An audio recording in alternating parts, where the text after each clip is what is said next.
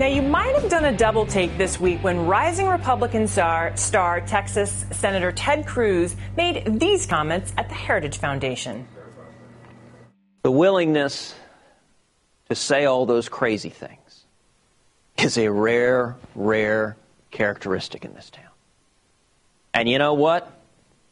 It's every bit as true now as it was then. We need 100 more, like Jesse Helms in the U.S. Senate.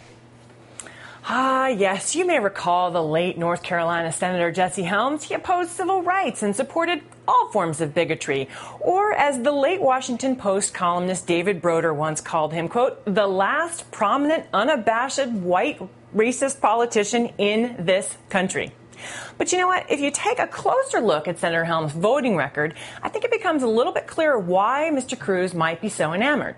Helms vehemently opposed affirmative action, same-sex marriage, background checks for gun sales, food stamps, even tax cuts for working families. He voted for the war in Iraq, against strikes in Kosovo. He supported loosening license and background checks at gun shows, abstinence-only sex education, cuts to medical care for disabled veterans, Meals on Wheels, school lunches, and Social Security.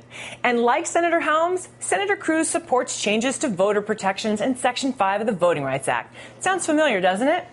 You know, Jesse Helms was so much more than a small-minded bigot. He was also a small government zealot, and his lesson plan continues to hold sway over Ted Cruz and the party faithful. I guess he is sorely missed. Ahead, John Boehner has lost control again as he again tries to regroup the Cuckoo Caucus. Steps up their game. That's next. There's all this speculation about these deadlines that are coming up. I'm well aware of the deadlines. So are my colleagues.